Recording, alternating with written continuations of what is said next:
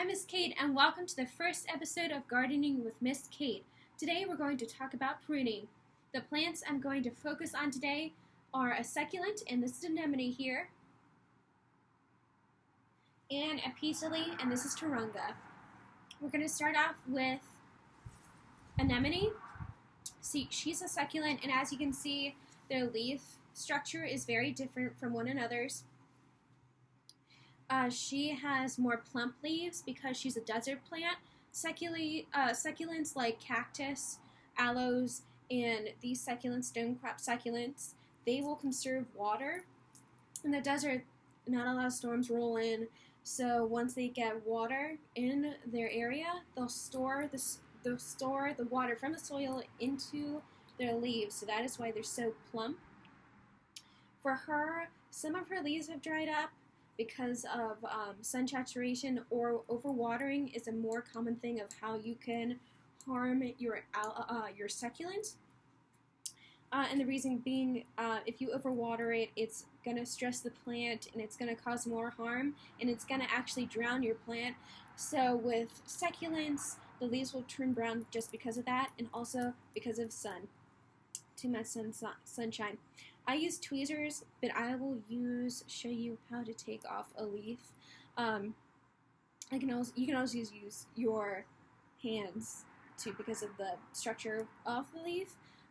We're just gonna pretend you'll pick the yellow brown leaves. I have a few dried here, right here, and I can just touch those. Those will fall off. For her, she's cutting off some supply and they're dying out, so I'll just help pick them off. For the dried off ones, we'll just there are in polyps, so you just take it and kind of twist it, but keep it as close to the body as you can. They're in polyps, so it makes it easier to take it out. And after that, once it's all green, you're all set. Just focus on the yellow and brown leaves, and you should be all set once you're all green. Green means go, and you're good to keep on gardening. And now we're going to move on to Turunga. This is Turunga the peace lily, and she needs a pruning today too, so we're going to do that for her. But before I start, I want to just compare the size difference between anemone and her, and also the leaf structure. Turungas are more flat compared to anemone's plump leaves, and the reason behind that is peace lilies are found in the rainforest and succulents are found in the desert, so succulents take in as much moisture as they can when a rainstorm comes in, which is rare at the desert, but she takes in as much water as she can from the soil, and she stores it in her leaves. With peace lilies, they don't really need to worry about that. They're found in rainforests, so they're getting constant rain. The big thing with them actually is if they get too harsh of sunlight, it'll kill them. So some of the brown leaves are from too harsh sunlight, or if I didn't water her enough. Unfortunately, we're in Maryland, not in a rainforest, so I have to kind of duplicate her environment for her. I water her every other day, and they will let you know when they miss a watering. They're very dramatic plants. They'll start to wilt. But it's okay, once you water them in the same day, they'll start to pick up.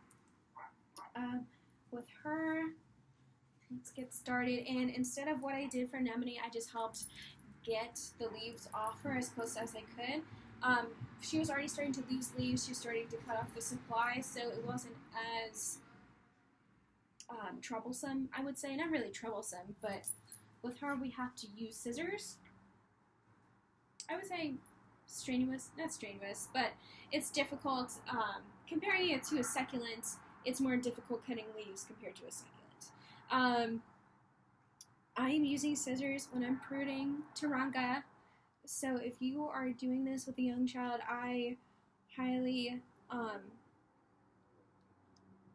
recommend that you supervise them. In my case, they're very sharp scissors, and you're cutting close to the base of the plant, or trying as close as you can to the base, which can get hard depending on how dense the plant is, so I would highly recommend supervising while you're cutting if you're with a small child.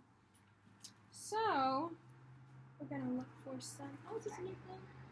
We got a new bloom over here that's got stuck. New bloom coming in. So we're gonna look for. So we have some dead ends. Like I said, leaves are kind of like hair, and here we have a little dead end. So with this, I cut. See how it's kind of haloing, and it's interesting because this is pretty much scar tissue. The plant won't grow past these dead cells. So we'll have to cut up and make a new way for them. So we're gonna make a new leaf end. So we're going to angle it. There. And this will hopefully keep it from browning. Sometimes that happens, and that just means you need to angle it again after a while. And let's just see, we have another dead end right here. Let's angle this guy. And I try to keep my cut a little before the halo. Excuse me. A little before the halo of the yellow. And when I say halo, I mean the yellow beforehand. This guy, he's okay. Just a little around the edges. And if it's so close to the edge, I just follow the natural edge of the plant. There you go. And also with peace lilies, I myself have thought the pollen was like an insect or even mold on my plant, because mold can grow in plants especially if they're water heavy, but it's actually pollen from the bloom itself, which doesn't help allergies, but that's okay. So let's do this fella.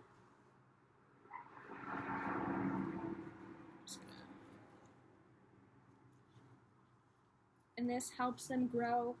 We're getting the dead cells away so they can grow fuller and happier. There might be some dead stems in here, so you can pull them out. Let's see if we can find some dead leaves. Let's see. This is a dead end, so we're gonna. This is what I mean. It's sometimes the leaves are very short, so you have to kind of eyeball it and maneuver yourself. Especially with sharp scissors, that can be hazardous at times. We got a dead end here. There we go. And in time like this, I find this very therapeutic to take time. Excuse me.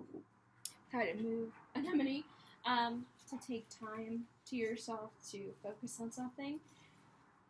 And that is okay. Let's see. We have some, I'll show you. Oh, there we go. We got a dead leaf right here. So, oh, I have a few actually right here. So with this guy, I cut as close to the base of the plant as I can. And it might not pick up because it's so crowded, but I cut as close as I can to the plant. And if I can't, that one just came off. And that's okay. It might have just been direct sunlight. This guy, we're just going to cut him close. He was starting to, as you can see, he's starting to go at every angle. So we're just going to cut him here. Stems are the same way. You can either pull them out, or if they're not going to give you anything, I would just cut them at the base.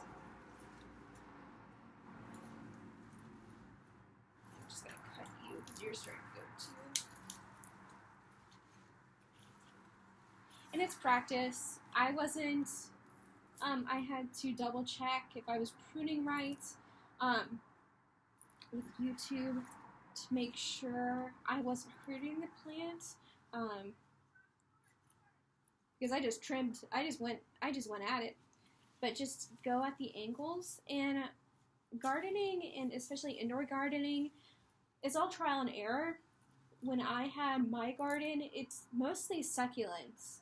I just got an ivy from one of my coworkers, and that's the same coworker who gave me Turunga. And sometimes if you're not used to a new plant, it's a challenge, especially getting to the pattern of the watering pattern. Peace lilies, like I said, they need more water than succulents. So when I first got her, I'm like, I don't know. So it's never a problem to ask what to do, and it's never It's also interesting to learn more about the plant when you look up how to water, because I also learned researching peace lilies are actually related to elephant ears, and I love elephant ears, and they're actually also related to calla lilies, and I didn't know they were from rainforest before, so that was really interesting. But everything is trial and error. You're doing great with your plants so far, and you're always doing great with your plants. There are times you're going to hit a challenge, but at the end of that challenge, you're going to become a better gardener. And I would like to end that session with that. Everyone stay safe, stay healthy, and have fun gardening. Thank you.